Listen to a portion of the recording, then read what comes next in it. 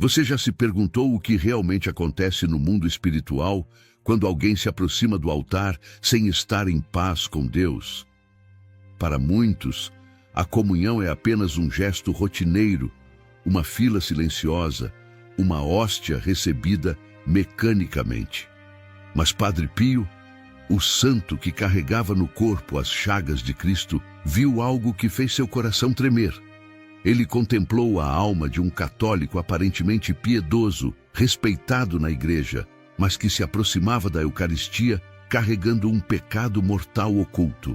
O que lhe foi revelado é um aviso grave e pode mudar para sempre a forma como você se prepara para receber Jesus. Padre Pio não era um homem comum. Aqueles que se ajoelhavam diante dele no confessionário sabiam, nada podia ser escondido. Muitos entravam com listas cuidadosamente preparadas de pecados, mas saíam em lágrimas quando o frade capuchinho mencionava faltas que jamais haviam confessado em voz alta. Não era curiosidade humana, nem intuição psicológica. Era um dom terrível e misericordioso ao mesmo tempo. Padre Pio via as almas como Deus as via. Certa manhã, durante a Santa Missa, enquanto distribuía a Sagrada Comunhão, algo fez suas mãos tremerem. Entre os fiéis, aproximava-se um homem conhecido na paróquia.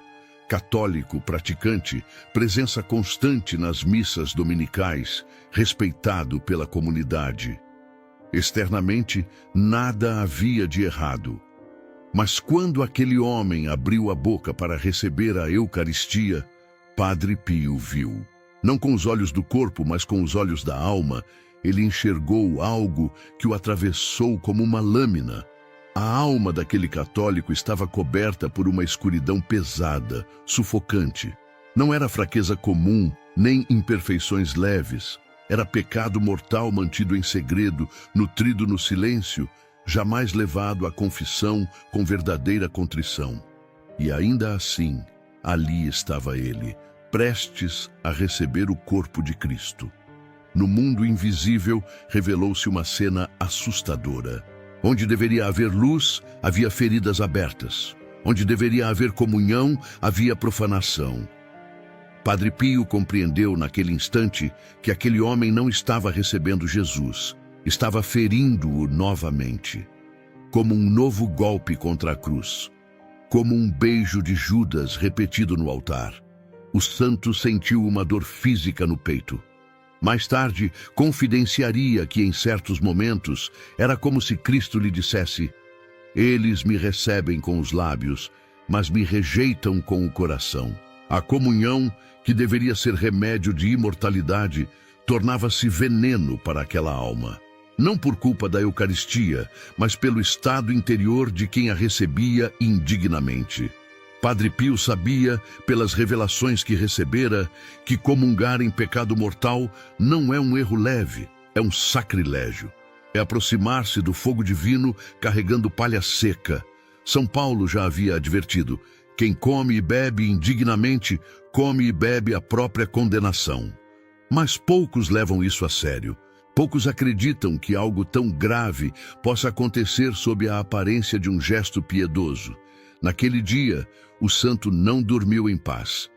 Ele rezou longamente por aquela alma, pedindo que Deus concedesse ao homem a graça da contrição antes que fosse tarde demais.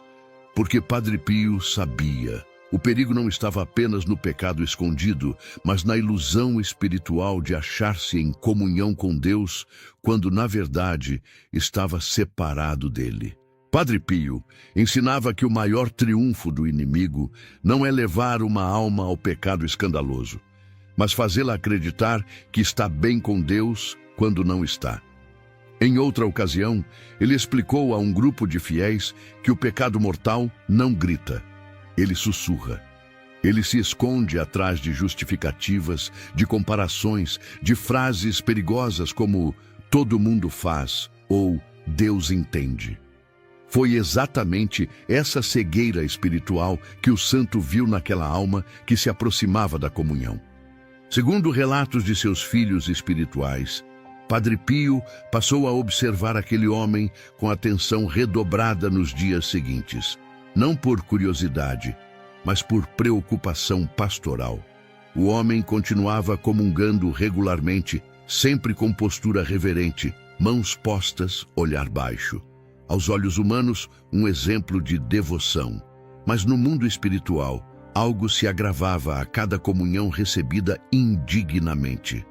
Padre Pio viu que, em vez de luz, aquela alma acumulava peso. Cada hóstia recebida sem arrependimento sincero aprofundava as feridas interiores. O que deveria fortalecer a alma tornava-a mais insensível à graça. O coração endurecia, a consciência ficava cada vez mais silenciosa. Esse é o castigo mais sutil, quando Deus permite que a pessoa já não sinta o incômodo do pecado. Em uma de suas visões, Padre Pio compreendeu que o demônio se mantinha próximo daquela alma durante a comunhão. Não com manifestações espetaculares, mas com uma presença fria e triunfante. Não porque o mal fosse mais forte que a Eucaristia, mas porque a vontade humana havia fechado a porta à graça. O sacramento sem contrição não encontrava onde repousar. O santo chorou. Ele sabia que aquele homem não era um inimigo de Deus, mas alguém enganado. Um católico que confundiu prática religiosa com conversão interior. Alguém que se habituou aos ritos, mas perdeu o temor santo. Padre Pio dizia que muitos preferem receber a comunhão a enfrentar a vergonha de uma confissão sincera. Fogem do confessionário, mas se aproximam do altar como se nada estivesse errado. Movido por caridade, Padre Pio tomou uma decisão corajosa. Quando aquele homem se aproximou novamente para comungar, o santo, com voz firme e baixa, recusou-se a lhe dar a hóstia. Diante de todos, disse apenas: primeiro, confesse-se. O silêncio que se seguiu foi pesado. O homem empalideceu. Seu orgulho foi ferido, mas sua alma recebeu um choque necessário. Mais tarde, aquele mesmo homem voltou, abatido, ao confessionário. Entre lágrimas, confessou um pecado grave que carregava há anos. Padre Pio ouviu tudo em silêncio, impôs a penitência e, ao final, disse algo que marcou aquela alma para sempre. Hoje, você deixou de ferir Cristo e começou a amá-lo de verdade. Depois daquela confissão, Padre Pio revelou a alguns de seus filhos espirituais o que havia visto no mundo invisível. Quando o homem entrou no confessionário, sua alma ainda estava envolta em sombras. Mas à medida que ele confessava, com sinceridade, sem justificar-se, sem minimizar sua culpa, algo começou a mudar. As trevas se dissipavam lentamente, como neblina diante do sol. No momento da absolvição, a alma foi envolvida por uma luz suave, não estrondosa, mas profundamente real. A graça havia encontrado finalmente um coração aberto. Dias depois, quando o homem retornou à missa e se aproximou novamente da comunhão, Padre Pio viu algo completamente diferente. Onde antes havia feridas, agora havia cicatrizes curadas. Onde antes havia peso, agora havia leveza. Cristo não era mais ferido, era acolhido. A Eucaristia, antes recebida para condenação, tornava-se fonte de vida.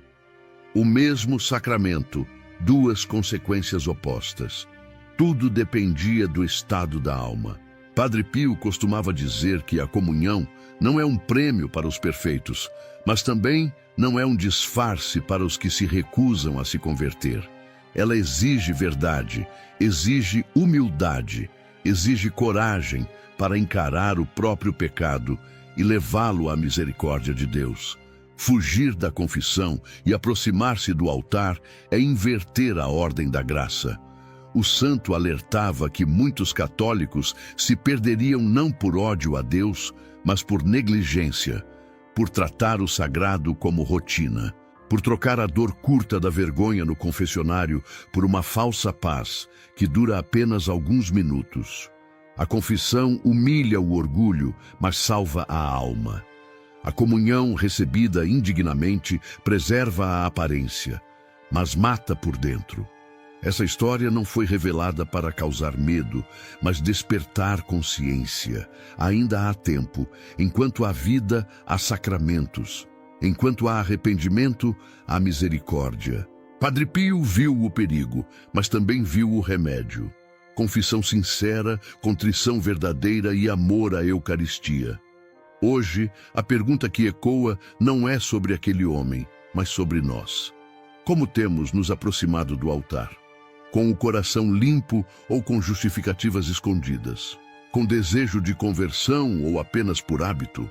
A Eucaristia é o maior tesouro da Igreja. Recebê-la bem é céu antecipado. Recebê-la mal é brincar com o fogo. Que o exemplo de Padre Pio nos conceda a graça da verdade. Que nunca falte em nós a coragem de confessar bem, para que, ao recebermos Jesus, possamos ouvi-lo dizer no silêncio da alma: agora eu posso permanecer em você.